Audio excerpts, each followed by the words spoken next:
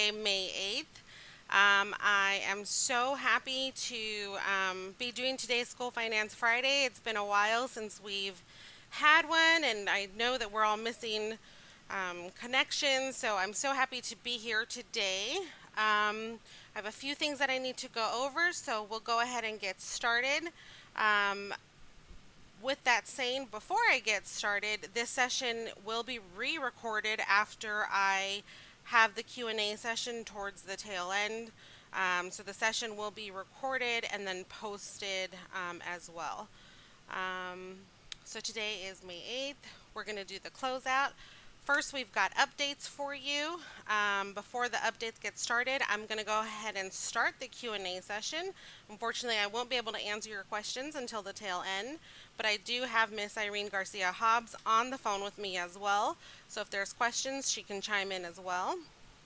Updates. If you aren't aware or haven't already heard, we have a new Deputy Associate Superintendent. His name is Charlie Martin. He joins us from the District of Queen Creek. We are so happy and excited to have him.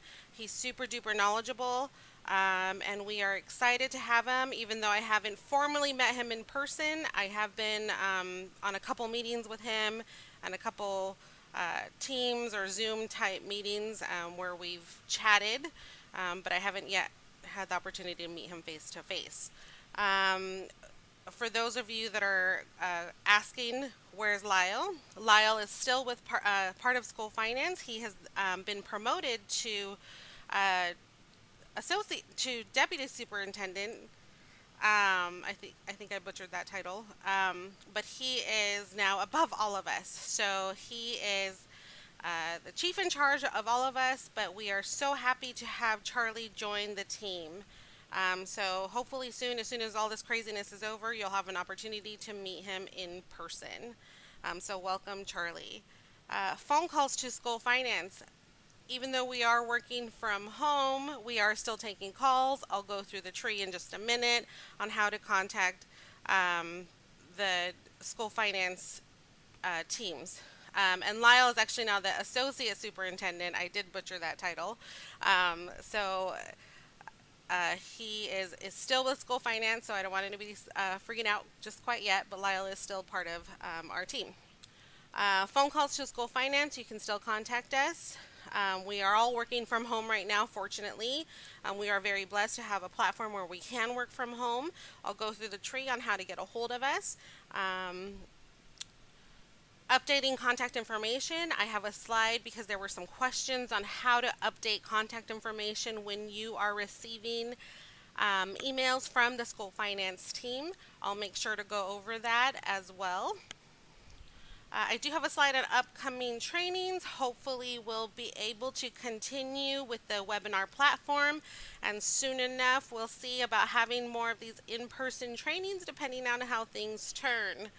Help Desk, I just have a quick announcement on Help Desk. Help Desk is the new ticketing system that this ADE as an agency is going to roll out. I'll talk to you a little bit about that. COVID 915 guidance. Not very many updates, but we'll talk about that in just a minute. And then transportation window is open for those of you that report transportation for districts specifically. The routes window is open for you to make those adjustments. That's not something that we normally do, but in light of all of the changes with COVID-19 and the changes in reporting for transportation routes, we've gone ahead and opened the window for all districts to go ahead and make those revisions. And then as well, vehicle inventory is open, and that's just part of the normal process for year end.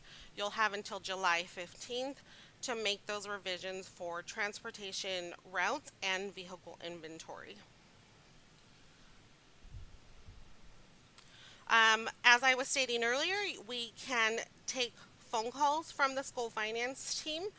We have a team member in the budgets team that is still going into the office, so if you have budget related questions, somebody is there and available to take phone calls for you, as well as always being able to receive and answer to emails for the whole team. The School Finance Analyst team, we are now set up to take calls from home. As always, we are more than happy to receive your emails for questions at the SF Analyst Team email at sfanalystteam@az.gov. The process is the same. If you need to call and speak to one of us, you're going to call the school finance main number. Um, it's going to walk you through this fancy, fancy tree. You do have to listen to all of the prompts before you can start selecting. Option one is for state aid and payments. You'll reach the payments team. Likely, you'll either talk to Chelsea or Brendan. The budgets team, if you needed to have questions answered about your budgets, likely you'll talk to Carlos, and she is the team member in the office, or Daryl, and I think Chelsea as well. And then three, you'll reach a school finance account analyst if you have questions regarding your student data. If you're the transportation person, will be hanging out in option number three. Or if you have any other questions regarding your student data. And then last but not least, other, that will take you back to the main ADE branch or tree if you've accidentally reached school finance, or realize we are none of those things. So back to the ADE tree. So we've had this question a lot, and some of the people that we typically reach out to are the data coordinators or executive assistants, or people that don't typically have anything to do with the budgets worksheet. And so when we had mentioned that a while back at an Ask Us meeting, we had said update on the budgets sheet, and then we realized very quickly nobody knew what we were talking about. So the budgets sheets is submitted typically by your CFO or business manager or accounting type person. They're submitting the budget worksheet, which is due annually. So that is located on the school finance webpage. If you go over to LEA budget, you'll see the worksheets that they submit annually. So here is the link or the place that they would find that. Your business manager or CFO will know where to find that. When we were talking about the budget worksheets and where that contact information is being updated, it's within the worksheet. So here is the cover page, and then the second worksheet on that entire workbook is the district contact info. If you're a charter district, it'll say charter contact info. I will say this about this specific page. If you have more than contacts that you need to list than is available on this worksheet, the budgets team has asked that you submit a different a duplicate worksheet. Don't change anything on this worksheet because they have some sort of fancy tool where this extracts into like an Access-based platform. So don't change anything on this as far as the cells.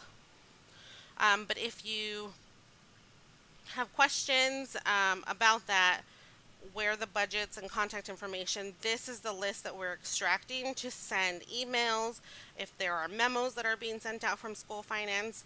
I will say that this is separate from the red flag messaging, that is IT messaging system. So the little red flag, the red dude that I know you've probably seen me point out more than one time, this is separate from this. This is you received an email from SF Analyst Team. This is where you would update that information because we're extracting from the list that budgets has. This is also different than a hot topic has been posted and you're receiving a notice because you've subscribed to that. So I just wanted to make that clear that this is an email has been received and this is how we're contacting you. Upcoming trainings. June 5th, I hope to have an AZ's calendar training. Likely that's going to be a webinar-based training. And then we'll see how things play out come July. If you have webinars or trainings that you would like to see happen that haven't been produced by School Finance, please send the SF Analyst team an email if you have ideas or things that you would like to see for trainings. I am open We don't know what we don't know, and if you have things that, or opportunities for training, please contact us. Let us know. I would love to hear um, um, what you think that the field would need or benefit from. Help desk, I mentioned a little bit earlier, this is going to be the new ticketing system that is going to roll out to the field in June. It has rolled out internally within ADE. Um, the system itself is very easy to use. It's got a dashboard. It's got all sorts of fancy tools in it. It's much more user friendly. So I'm excited about that tool, and I'm excited that it's also going to be rolled out to the field so that we're all on the same page. We're able to track each other's progress, so that you know exactly what to expect from us. So I'm excited about that. The IT team will be rolling that out and doing trainings or sending out guidance and I think like a QRG type format on help desk and how to utilize that system. It's super duper easy to use. So I'm excited for you guys to be able to see that. COVID 915 guidance. So, as you can imagine, we've received a lot of questions regarding COVID 915 guidance in regards to school finance matters.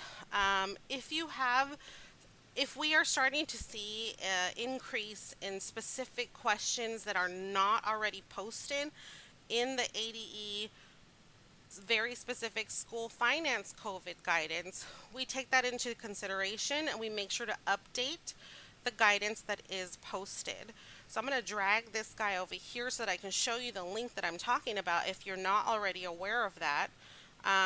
So on the home page of the school finance webpage, we've got our COVID 915 guidance posted here. It refers to the website that all of that guidance is on. And so we've got this accordion style guidance. If your questions, and we start to see a lot of questions about something that maybe isn't covered here, we make sure to update this. We are listening to you and we hear you. So if there's something that's not answered, we make sure to post this. And then Irene makes sure to update when that guidance has been changed. Okay, so that's that. So let's take this guy out of there. Updates are time stamped. Transportation, if I mentioned that the transportation routes window is open, there were some changes to the way that transportation is reported as a direct result of the COVID 19.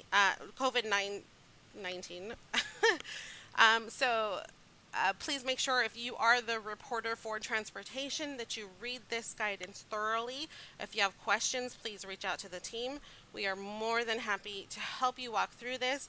Transportation is one of those funny things that every single year, this is my 6th year in, every single year I think I got transportation down and I get a curveball thrown at me.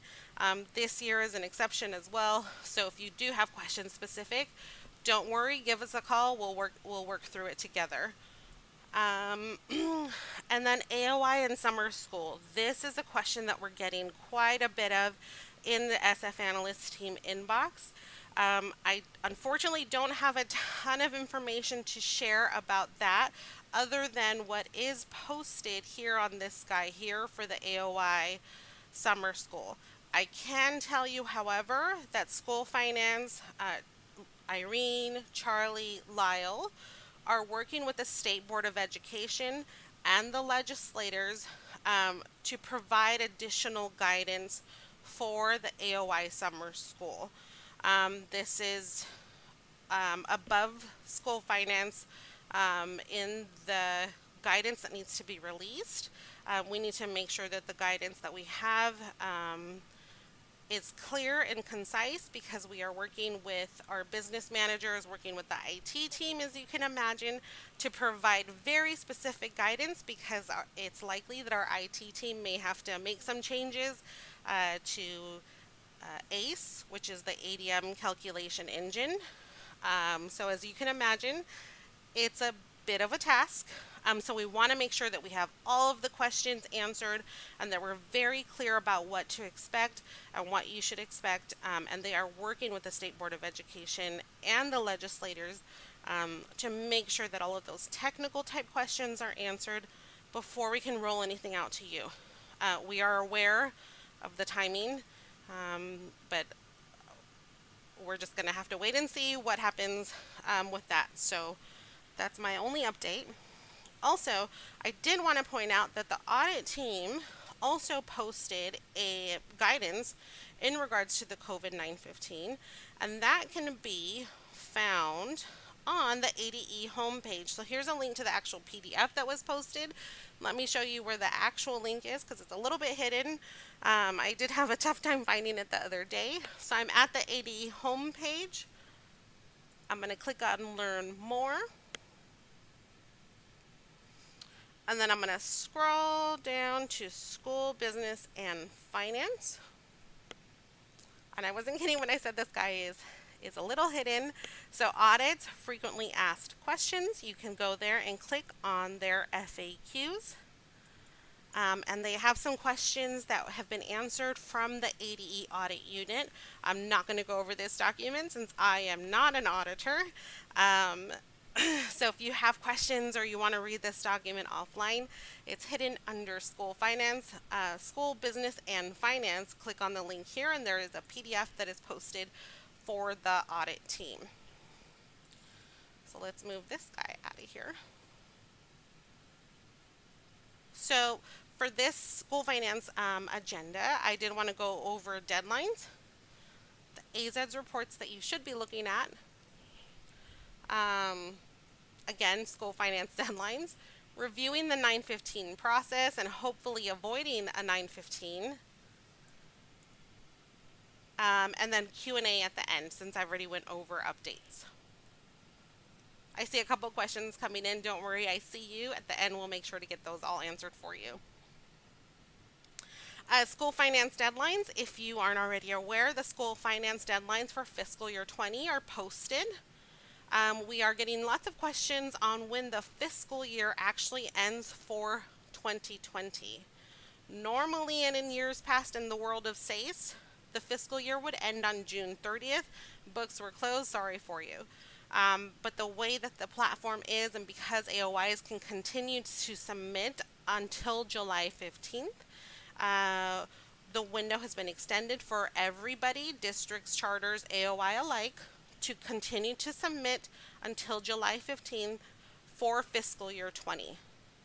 So if you have questions on that, you can continue to submit until July 15th for your fiscal year 20 data. This is posted as well. Irene just recently posted the deadlines for fiscal year 21.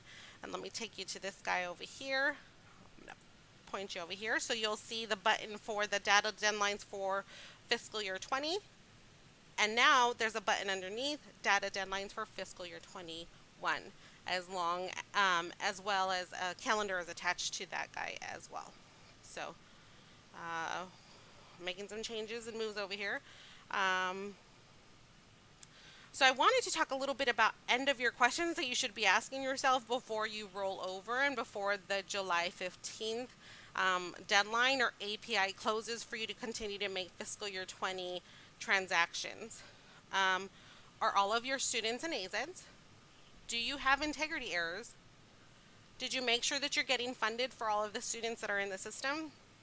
And this is a big one, and I'll talk about this a little bit more in detail later. Did you submit the appropriate year-end status codes? So we'll talk about the AZEDS reports and the ones that if I were at a school, I would definitely be looking at minimum. I know you probably already have a process in place, but let's just talk about and make sure that we're all on the same page as far as what at minimum you should be looking at from the AZ side of things. Unfortunately, especially in the beginning of the AZ's platform, and we don't hear it or see it as much, but I hear this. It's right in my SIS. Okay, we don't want to hear that because we want to make sure that in AZs you have everything in the ADE system the way that you expect it to be. So it's right in my sys is not is a way that you're probably gonna having to do 915. So let's look at these AZs reports. Are all of my students in AZs? A simple way to validate that is pulling up your stud 10 for your district. At the very end of that report, there is an unduplicated number field. If you're a smaller district or charter, then you should probably have an idea of how many students you have. So that's just a quick check. If not, your SIS should have some sort of compare tool to compare the roster that is in your SIS versus the roster that ADE has on the stud 10 for the students that have landed. If you do not have some sort of mechanism to do that, I have previously shared in the beginning of all of these trainings that I did 3-4 years ago by now, very overly ambitious video on how to utilize more advanced Excel tools, like how to use VLOOKUP. VLOOKUP is a formula that compares two different sets of data using a unique field like a student ID. So there is on the Knowledge Center a older webinar that I had done on how to utilize VLOOKUP. It's a one-trick pony kind of tool. It's a super useful formula if you don't know how to use it. That is one other way that you could do this if your SIS doesn't provide that tool for you on how to compare. And if you have questions, reach out to your buddies on that are Excel geeks. I don't want to say like me, but I guess. And also, honestly, YouTube's got a ton of resources on how to do those types of tools, formulas. So stud 10 at minimum, let's make sure that our kiddos have landed in the system. Intake 15, is my intake 15 clear? At minimum, the integrity rules that impact ADM, have those been cleared out? Please make sure that you pull up your intake 15 before you roll over your system, and make sure that that guy is clear, especially on the ones that impact your ADM. Not that all of them are not important, but we're talking about school finance and making sure that you get funded correctly. Are you getting funded for your eligible students? I cannot tell you how many times I've made this rookie move.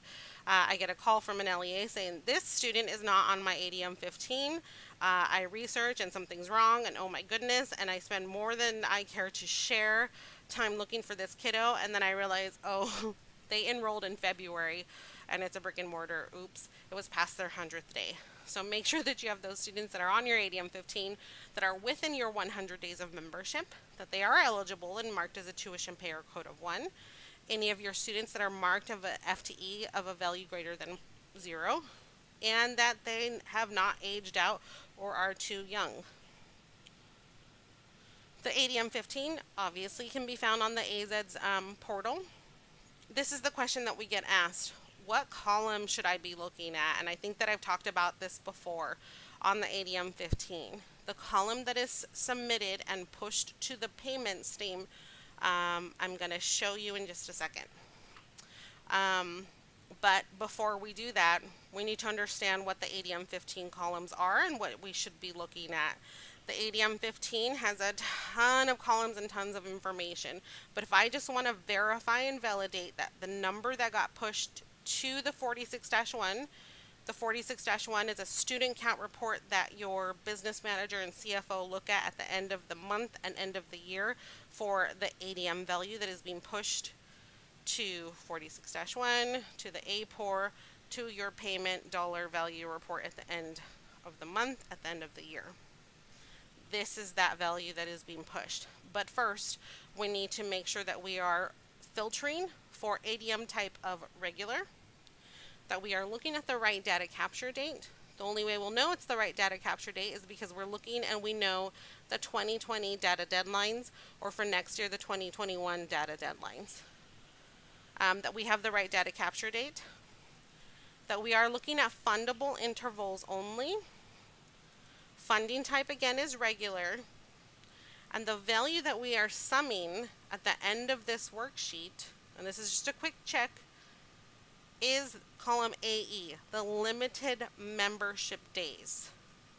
If we sum that column, divide by 100 because we're paying you based off of the ADM 100 days, then we get our value there.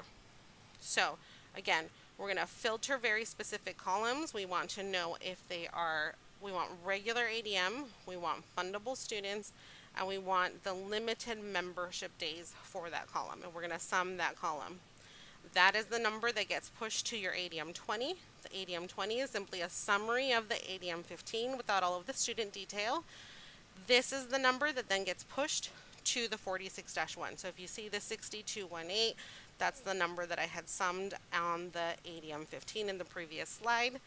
It was then summed on the ADM 20 for you and then pushed to the 46-1. If you are a data coordinator, when I was a data coordinator, I never looked at these reports. My job was hanging out in the, well, at the time, the 75-1 report.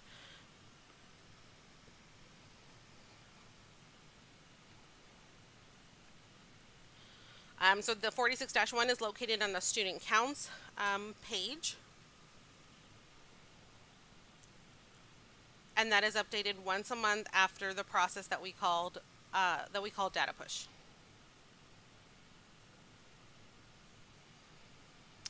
Year-end status code. This was a fun one that a couple years ago created quite a stir in that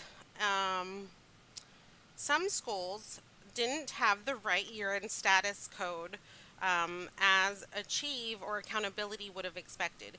If you have questions on your year-end status code for the membership to roll over, what code you should be using for membership, please reach out to the accountability department, or you can also utilize this resource that it's a mouthful, Graduation Dropout and Persistence Rate Manual. That manual has defines what is a W1, what is a W, all the withdrawal codes, and all of the year-end status codes that you should expect. A couple years ago, we had quite a bit of schools, unfortunately, graduate or submit a year-end status code of G for graduate that were 8th graders. So if you didn't cringe the way that I just did, even knowing what happens, then you probably need to look at the manual, because in the manual it says that only seniors, students that are in 12th grade, can have a year-end status code of G. And so what happened when we flipped on the switch for Integrity Code 10200 a couple years ago? Oops. We found all of those students that had a G code that shouldn't have. And I'm talking 8th graders had a G code. We had some 3rd graders that had G codes. So that not only impacted your data, but if the student went on the next year to another school, it impacted their data. And so I'll talk about your data and the impact that it has on not only on you, but on other LEAs as well, as I talk about my 915 a little bit later. Current year, Integrity Rule 21001.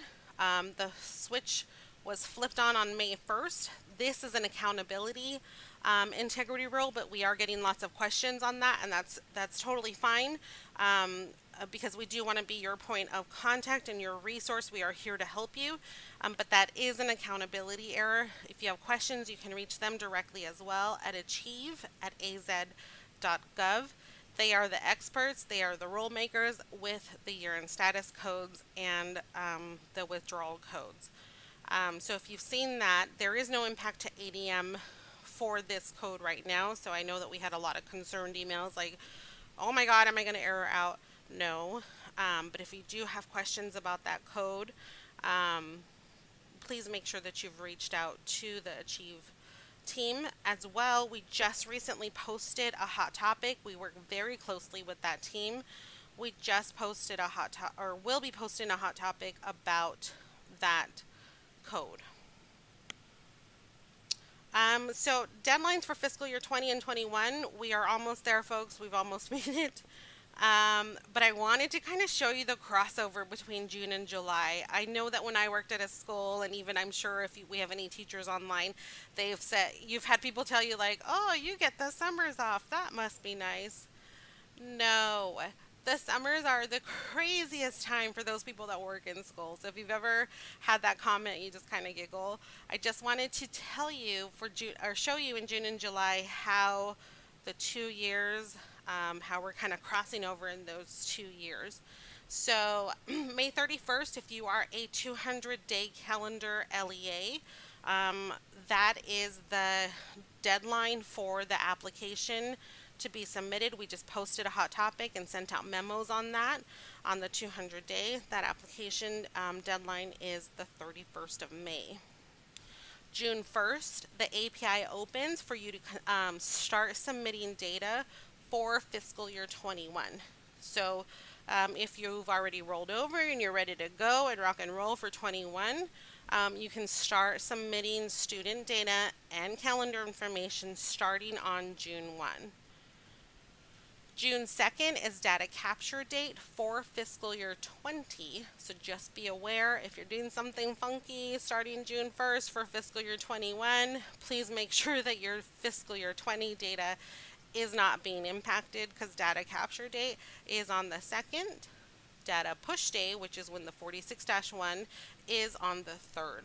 If you are a charter district, charter estimated counts window is set to be open on June 15th for fiscal year 21 charter estimates. And then the APOR and CHAR are generated as usual 5 days before the end of the month. And then June 30th, and this is different than the rest of the month, for your apportionment payment. Normally it's the first, but for fiscal year, end of fiscal year, the final payment for fiscal year 19 is going to be on the 30th. And then now that we're in fiscal year 21, in July, we still have some stuff that we're tying up for fiscal year 20. The API doesn't close until July 15th. Once the API closes, ADE does a process called recalc.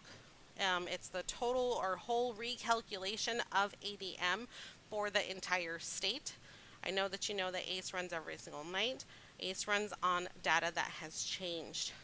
So on the 15th, we do a recalc for the whole state. So that is July 15th for fiscal year 20 data. And so these dates can kind of show you how, and those 2 months are super crucial because there's different deadlines that impact different years in these 2 months here. Charter estimated counts closes for those revisions on July 10th for you to receive your first payment in August.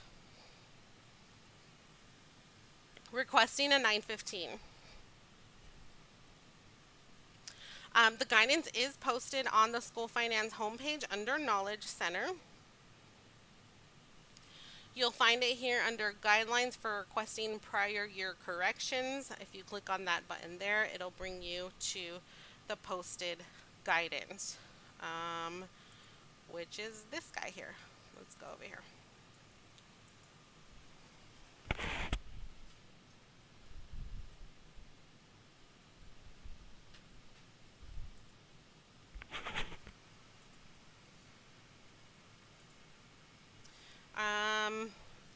I'm hearing that I'm cutting out for just a bit, so I'm going to just wait. I have the 915 guidance posted here. I'm seeing lots of questions, and I will make sure to get those answered. All right, looks like I'm good now. So I have the posted guidance. The very first page, if you look at the guidance here, is simply just a kind of table of contents and overview of what to expect if you are requesting a 915. The second page is I have a student data correction and all of the things and rules that I should know in regards to requesting a 915. On here we have the 2 links for fiscal year 17 file specs. If you are familiar with that, that is also known as the CSV file. Fiscal year 18 and fiscal year 19 are the same file specs. The names and the tables within 17 and 18 changed. That's why we've got the two different links.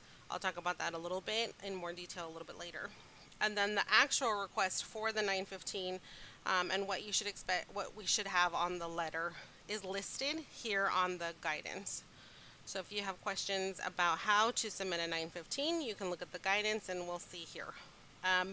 One thing that I wanted to point out, and one statement that as I was reading through this, I thought, ooh, that statement, that I think needs to be highlighted. Student data is collected by ADE and AZEDs, and modifying your student data may impact many business units within ADE. I felt like we really needed to talk about that for a second. Which I'll talk about how we're impacting other units. Reconciling your student data at the end of the year and making sure that you have all of your students in AZEDs is one simple way that you can prevent a 915 process. If ever you've done a 915, you know that, especially in SACE world, it was a painful process. AZEDs has gotten a little bit better, but it's definitely more technical. And so if you're not as tech savvy or simply are just super busy, we all are super busy, it can be painful and it takes some time. So if we can avoid it now, the better off we will all be. So please reconcile your data. Look at your Stud 10, look at your ADM 15, and understand your year-end status codes. If you don't, that's okay. And if you have questions, call Achieve. Those people are amazing and they are there to support you and answer your questions. And then reach out to the SF analyst team. We are home and we are here for you. And if you have questions, you can send us an email. We want to be able to help you. Or if you have, even if you think that it's a silly question, please reach out to us. We are more than happy to help. I bet you thought that we were going to go an entire School Finance Friday or training without bringing this guy out to play. Sorry, here he is. I just wanted to go over the process one more time, but I did want to talk to you about how we are impacting other departments within ADE as far as the flow of your data. So you've seen this guy before. What I'm going to do, the next slide is a little ugly, so hang in there with me. I'm going to pan out. And what I mean by pan out, I'm going to zoom out so that you can see what's happening outside of this dude. What is happening outside of this AZEDS data and the flow that you've been seeing and have come to know and hopefully love. So just bear with me on this next slide. So we've got this guy. You've seen this process before, but I'm going to break it up a little bit differently. The AZ, you've got your SIS. You're submitting through your API as normal. You know this left to right process. But what you don't normally see is all the things that's happening outside of this guy and the process that you're normally seeing. So the very first gray one is the LEA DB as database. That is where we are storing all of the information about what type of school you are. And that information is coming from what's called EOS. EOS is Educational Organization System, which is at the top left-hand side. That is a different type of application within ADE that is storing all of this information of what kind of school you are, you're a district or a charter, what kind of district are you a unified school district and elementary district, and on and on and on. Do you provide AOI? Are you DRP? And all of these things about who your school is stored in EOS. That information is then sent over to what's called ODS, and that's the Operational Data Store. That is the store that all of the other departments within ADE that need data to do whatever it is that they do, go shopping. And then that information is then pushed to LEA database based off of what was submitted in EOS, and also receiving the information that you're sending. So the information that you're sending is tagged to the entity ID and then submitted into AZEDS. It's run through Integrity, run through ACE, and then we go through the monthly process of data push. When we're doing a 915, your SIS is sending through an API. It's not sending through the current year API. It's sending through previous year APIs. They're different URLs. If you're not aware of that on your SIS, it's a configuration feature. If you don't know where that is, you'll have to reach out to your SIS vendor on how to submit to those different URLs or different APIs for previous years. The date range, that window is only open for the amount of time that the school finance analyst has opened that window for you to do. Typically that window is closed unless you've requested a 915. The window is typically open for 5 days unless you need more time. The data then flows through the previous year API and then goes through the same process as current year data. It flows through the LEA database, AZED's Integrity ACE, and so on. We're ready to do the data push because you've corrected your data, then we do the data push. But what if you pan out again, you can see that the LEA database is also talking to ODS as well. So the information is going back and forth between ODS and the LEA database. And if you're changing information in that database, and Achieve is pulling information because they've already gone shopping, and you're changing that, the information could be impacted for your letter grade, for your assessment scores if OLS has already pulled information, for additional ADE apps such as grants, health and nutrition.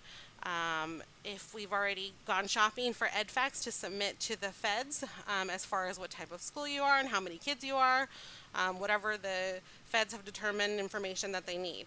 And then any other type of reporting that you can imagine is all pulled out of this ODS. So if you're changing in current year or previous years, and these different departments are shopping, you're impacting other schools. You're impacting other departments, you're impacting other schools.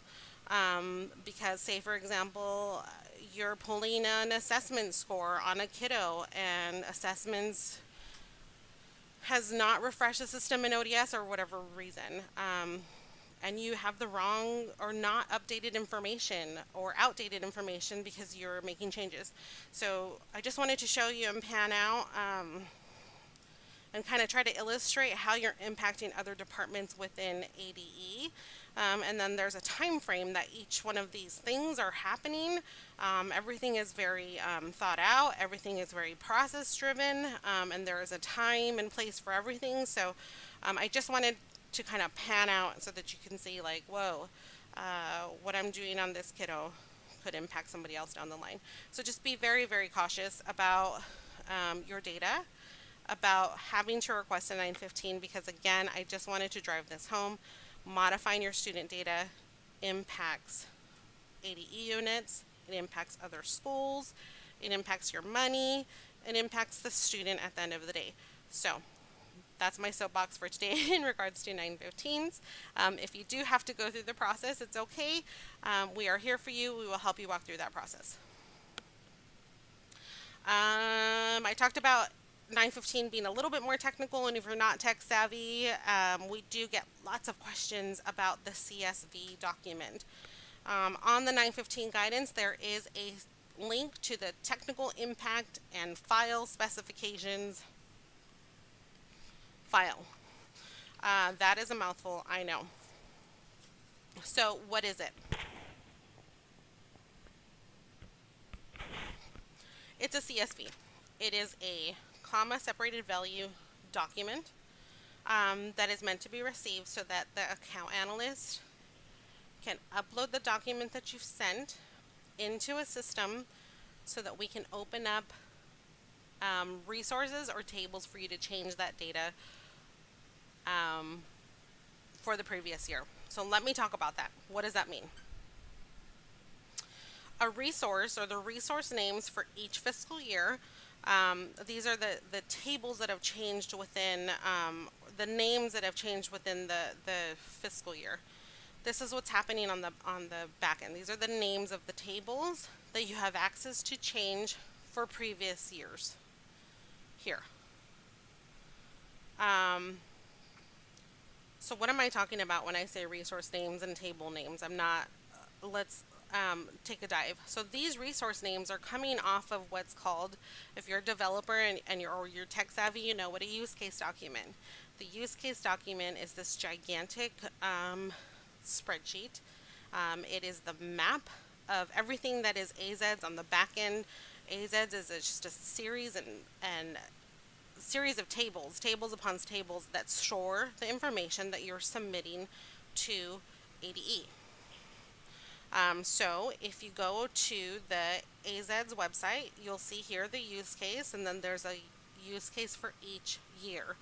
The use case for fiscal year 21 has already been posted, and then there's these different API models. Um, if I were to pull up that document, I would pull up a massive spreadsheet. So say I'm changing a withdrawal type of a student. I've got this kiddo. Oh my goodness, he was marked as a W4. I want to change him now to a W1. Oh my goodness, I was that one that submitted a G code for a third grader. I need to fix that. So I'm changing a withdrawal code for that specific student. So in the API, I would go to where the student withdrawals are held, and your SIS should have a tool or mechanism to help you, but I want for you to understand where we're getting all of this information from. It's from the API. Here is the name of the table that is stored, that has that information stored. So the name of the table, also known as the resource name, is Student School Associations.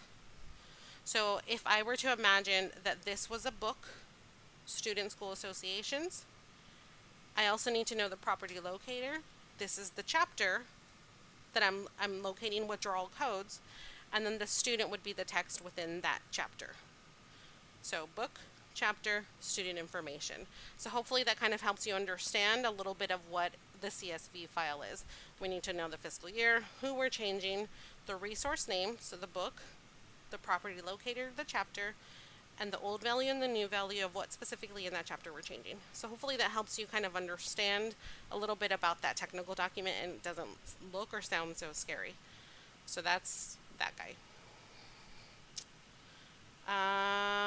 Additional assistance. If you have questions or you don't understand something simple and it seems silly, again, reach out to the SF analyst team.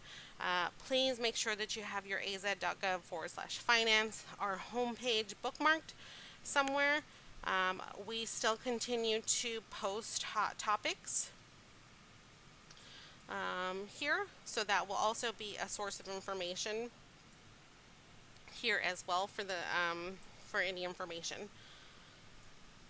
And I think that I am at the questions part, and I see lots of questions. I'm so happy to see you have engaged. So let's see.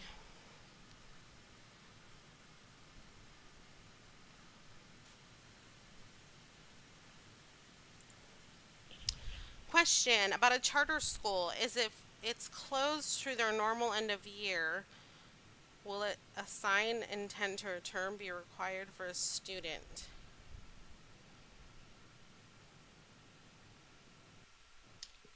Hi there, this is Irene. Can you hear me, Monica? I can. Okay, good. Hopefully everybody else can hear me as well. This question was actually posed by someone out in the field and by the charter board, and policy advised that there is no statute requiring a written signature. So you would want to reach out to your own audit person to make sure that you're following their requirements. But that is the guidance that we have received, is that the residency document on our website does have a place for a signature, but policy advised that there's no statute requiring that it be written. There are some schools that are completely online. Their entire pre-enrollment process is completely online. So you'll want to reach out to your own audit folks to make sure that you're doing that properly, but that is the guidance that we've received. Very good. Okay, so I'm going to hide that one. Uh, this one, for STC, do sections need to be changed to instructional strategy equal distance learning?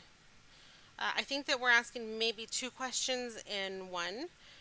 School finance doesn't really do the STC requirements. And I think distance learning, you may be talking about this AOI summer school, if that's what you're doing. I'm not exactly sure. I'd, I'd like to know a little bit more about this question. If you can email me something more specific to the SF analyst team. But if you do have questions more specific to STC, um, STC is actually being managed now by Achieve. So I believe that the Achieve team can help you with more STC related questions, unless it has something to do very specifically to instructional time for AOI. Um, so I'm going to put a pin in that guy. So we only update the information once a year when we submit the budget. Um, yes, that's true, but I believe that the method that the budgets team is using to send that contact information to the system that they store all of the contact information um, is once a year. But if you have questions, the budgets team will be your experts on the budget form and the contact information. They have taken on that task. So if you want to shoot them an email and ask them how to get that updated, I'm sure that they'll be willing to able to help you with that.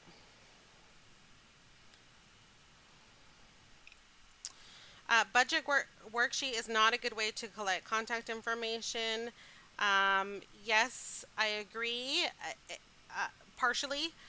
Um, there, we are still working on EOS, so that one of those applications that I showed you up top to store contact information.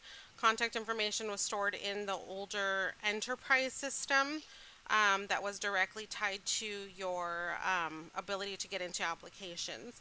Um, I know that IT is working on some sort of method to update contact information and have some sort of user interface for you to be able to update the contacts. But for now, we're using the budgets worksheet because we feel like that is a source of truth, because the people that are submitting your budgets have, you know, skin in the game for your contact information. So, um, yes, I agree. I understand. We are working on other platforms and other methods to make sure that we get the contact information all in one place. We're just not there quite yet. This is an interesting question. So, if a student moves to another state, do we need to withdraw them? How does residency apply after the 100th day in COVID? I'll take this one, Monica. Very good. So our guidance, our COVID guidance page states that the withdrawal process should not change due to the mandatory closure. So for this question, you'll process this withdrawal as you would have if the school was not closed at this time.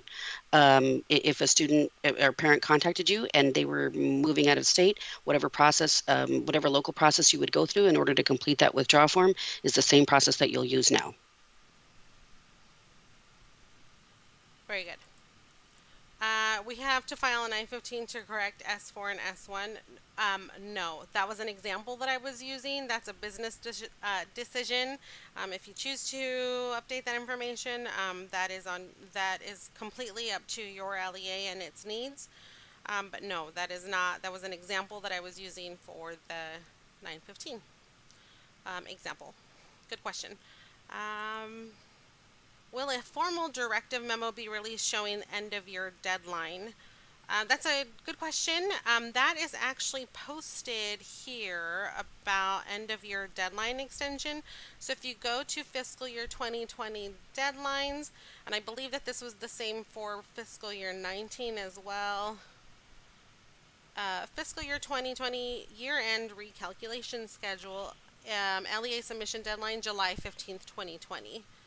So if you want to just navigate there, it's been posted there.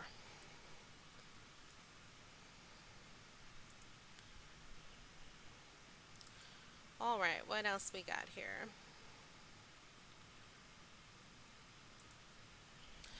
If we match counts to the char 55, is that okay, or should we be using the char 46-1? Also, we are using the same dates. This is a very specific question. So the chart 55-1 is posted 5 days at the end of the month, where the 46-1 char 46-1. I'm not sure. The ADMS 646-1 is posted the day after data push is done. The char 64-1 is also posted along with the char 55, and that's the dollar value report. So I'm not sure which report we're talking about here, but if you have a very specific question about your LEA and those reports, I can walk you through, but I'm not sure about this one. Please have Finance Fridays more often. Thank you. We hear you. Um, these past couple months have been a little bit more interesting, obviously, because we're working from home and it's a different platform. I will take this to Irene, and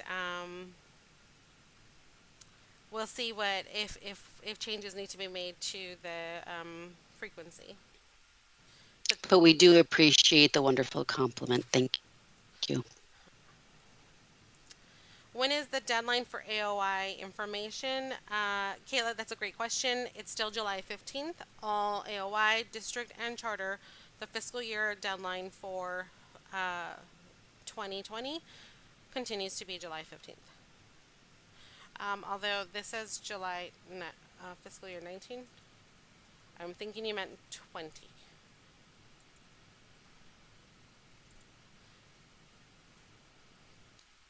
How will ELL funding be affected if since we may not get Azella results? Um, I'm Monica, I actually reached out to Mickey while we were when the question came in. His statement was that ELL funding is based on the October 1 enrollment. You have until July 15th to finalize your respective AZEDS data, which includes EL data. The results will determine who has reclassified fluent English proficient, but the Azella testing for this school year is already over. If you have additional questions regarding OLS, you can contact them directly. very good. Look at Mickey being super responsive too. He's always, I don't know how he does it. Please explain how ghost records are supposed to be resolved if we don't own the AZ's ID. That sounds like a very specific question. If you are having issues with the ghost records, I know that OLS has some sort of tool, as well as the SF analyst team have tools to send you the resource ID that could be ghosted or orphaned, that you then send to your SIS. Then they have some sort of mechanism to send a delete. So if you have questions regarding ghost records or an orphan record that you're receiving some sort of integrity error, um, there are a couple tools that the school finance analyst team has, as well as I think OLS has something.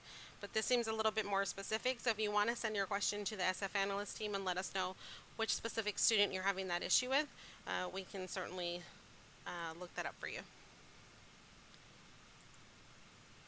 Can you send a copy of this PowerPoint? I'd like to go over it with my office managers. Yes, so my intent is based off of the feedback and the questions that I have here. I will make sure to incorporate that in my training.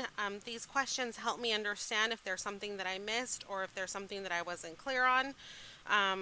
So I will make sure to incorporate your questions. I appreciate your questions very much because it lets me know what I could be missing. So I will make sure to get that recorded in the next couple of days, and then middle of next week, we'll make sure to get this posted on under the Knowledge Center. And the recording will be posted along with the PowerPoint presentation. It'll be listed there as well.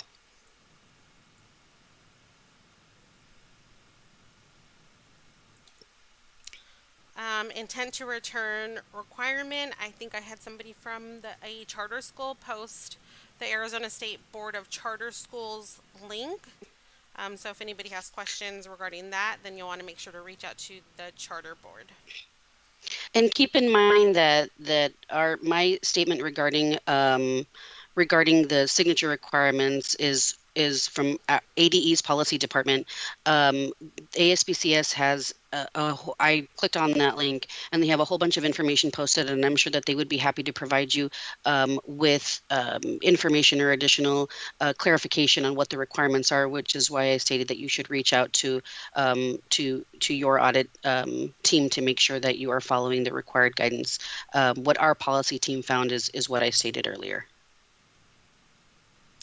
Okay, and I think that this was kind of a follow up to that question about online. Yeah, the charter board would have, so you want to make sure that you are, all the different agencies that you are impacted by, that you're following the guidance, you know, as indicated by those agencies.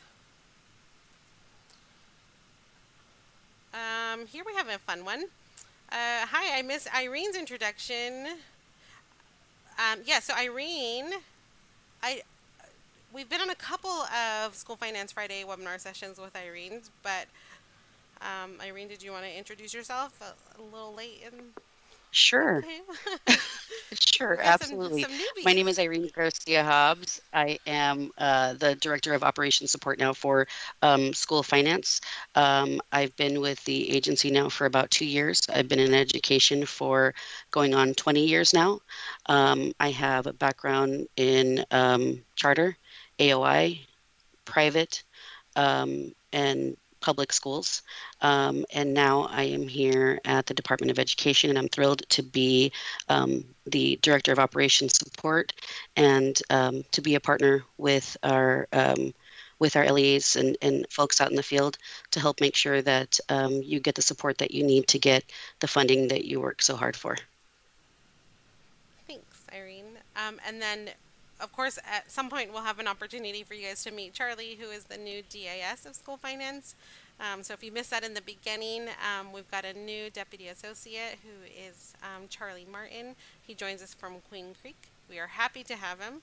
So we've got some new faces and new names, but certainly not new experience. That he comes with a ton of experience. Irene comes with a ton of experience and knowledge, so we are happy to have them. And speaking of new, we've got two new account analysts, which I didn't even think to mention earlier.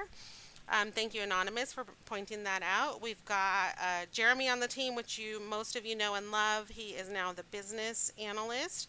We've got Barb Micklin and Roxanne Leone, who most of you know and love already. We've got two new account analysts that have been helping us and are new and happy, and it's a very interesting platform. We've got Kayla Smith joining us.